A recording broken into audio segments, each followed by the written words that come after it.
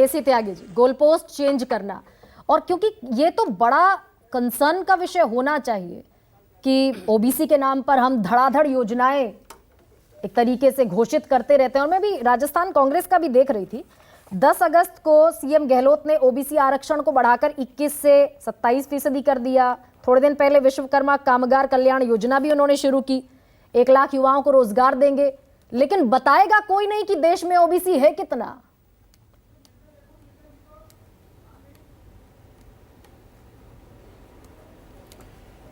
गर्मा जी, हमारे पुराने नौजवान साथी अजय आलोक जी ने अगर मुझको संबोधित किया है, मंडल वाले नेता बैठे हुए हैं, तो मैं अजय आलोक जी बहुत फ़ख्र के साथ कहना चाहता हूं कि हाँ, हम मंडलवादी नेता हैं।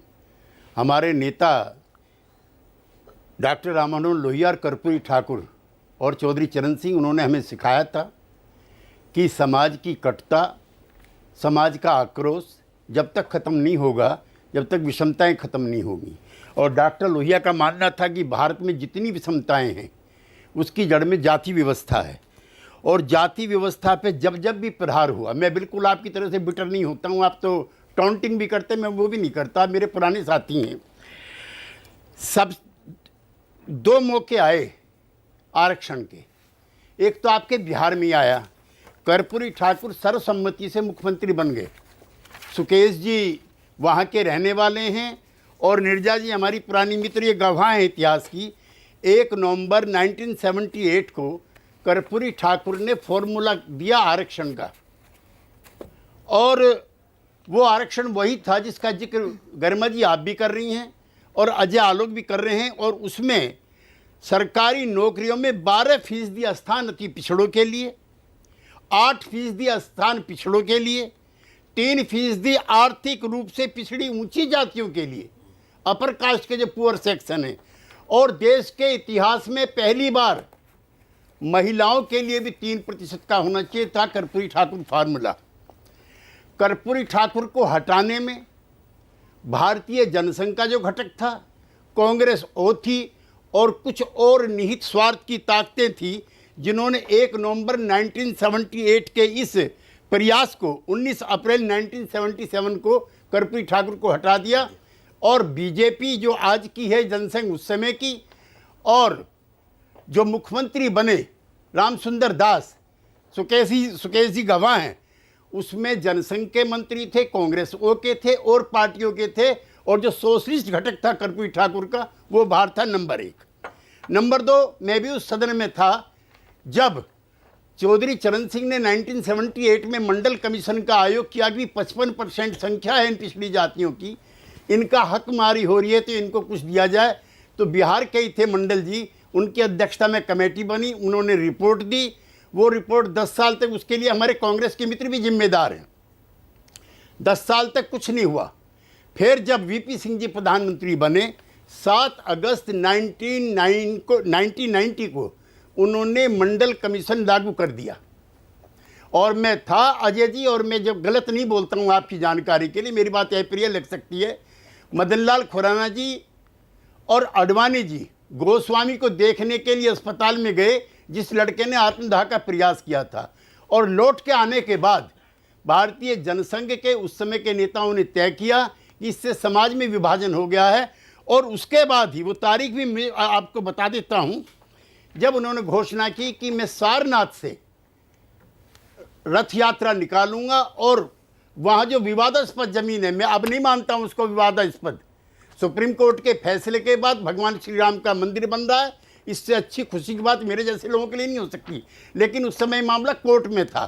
खैर, जब ये चला है तो उन्होंने, मैं उसमें था इसलिए आपसे कह रहा हूँ, और अपने नेताओं से भी आप कन्फर्म कर सकते हैं, उन्होंने कहा मेरी 1 ईंट रखवा दीजिए और मैं वापस चला जाऊंगा और सरकार चलती रहेगी। वीपी सिंह जी ने कहा 1 ईंट तो रखी जाएगी, लेकिन करोड़ों लोगों का अगर एतबार टूट जाएगा तो उसका विश्वास कौन करेगा।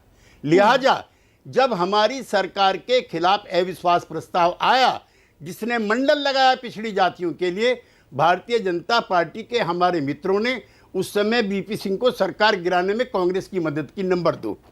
नंबर 3, अब मैं आपसे कहना चाहता हूं, जो आपने इसका जिक्र किया है रोहिणी वाला, तो रोहिणी आप उसमें इफ एंड बट लगा रहे हैं। एक तो जातिगत जनगणना को लेकर आपकी पार्टी में दो राय हैं। आपकी पार्टी के जो पिछड़ी जाति के नेता हैं, मेरे मित्र सुशील मोदी से लेकर के और तक, वो सब चाहते हैं कि जातिगत जनगणना होनी चाहिए। दूसरा, आपके यहाँ एक बड़ा वर्ग है जो चाहता है कि जातिगत जनगणना का मामला टलता रहे। मैं इस पर यह भी गर्मा जी कहना चाहता हूं, जो 1931 के आंकड़े हैं उसमें इतनी जातिगत विसंगतियां थी। पिछड़ी जाति के, गरीब जाति के, दलित जाति के लोग अपनी जात छिपाते थे। जात के आधार पर रुतबे तय होते थे, जात के आधार पर सम्मान तय होता था। इसलिए मैं यूपी का रहने वाला हूं। लोध जातीय, ये मनोज काका बैठे हुए, लोध जातीय पिछड़ी जाति है, वो लिखते हैं अपने आप को लोध राजपूत। कुर्मी पिछड़ी जाति है। तो अब ये जरूरत है केसी त्यागी जी, आप कह रहे हैं कि 1931 के डेटा में खामियां थी, यानी कि जरूरत तो मेरी बात बनती खत्म है। नहीं हुई। Please please please please please 19 Kurmi जाति के लोग थे, कुर्मी क्षत्रिय सभा। तो ये जब नई जातिगत जनगणना को जब रोकने के प्रयास हुए, भारतीय जनता पार्टी समेत सारी पॉलिटिकल पार्टी, जब हमारे साथ भी थे, तब भी मंत्रिमंडल ने किया। 8 साल हो गए, 7 साल हो गए हैं रोहिणी कमीशन को। हम तो चाहते हैं, हम मना नहीं करते, रोहिणी कमीशन की रिकमेंडेशंस आनी चाहिए। नंबर और एंड अब ऑल विश्वकर्मा पे मानना चाहता हूं, ये अब हाथ में काम कहां बचे। मैं गांव का हूं और गांधीवादी हूं और चरण सिंहवादी हूं। कुम्हार कहां चले गए? कुम्हार कहां चले गए? लुहार कहां चले गए? जुलाई कहां चले गए? जूता कारीगर कहां चले गए? तेली कहां चले गए? मोची कहां चले गए? बढ़ई कहां चले गए? सुनार कहां चले गए? सबके धंधे 1991 के आर्थिक उदारीकरण की नीति के बाद समाप्त हो गए। गांव में इन जातियों का कोई आदमी अपना धंधा नहीं करता है, सब शहर में रिक्शा चला रहे हैं। केसी त्यागी जी, इसलिए जो इन्हीं तमाम योजना चली है, मैं इसका जातियों स्वागत का, करता हूं। इन्हीं मैं जातियों चाहता का हूं इस बार को- प्रधानमंत्री नरेंद्र मोदी ने जिक्र किया, जिनका आप जिक्र कर रहे हैं। लाल किले की प्राचीर से वही जिक्र हुआ। लोहार, ताला बनाने वाला, सुनार, कुम्हार, मूर्तिकार, मोची, राजमिस्त्री, नाई, मालाकार, इन्हीं सारी जातियों का जिक्र हुआ। और एक बात मैं भी जोड़ देती हूँ केसी त्यागी जी, अभी हाल ही गर्मा में जी। जिस कैबिनेट में जातीय सर्वेक्षण की बात कही गई, तभी तक तो बीजेपी आपके साथ ही थी। सुशील मोदी उसका श्रेय भी लेते हैं, क्योंकि आपने सुशील मोदी का जिक्र किया कि भाई हम ही ने तो मिलकर पास कराया कि हाँ जातिगत सर्वे होना चाहिए।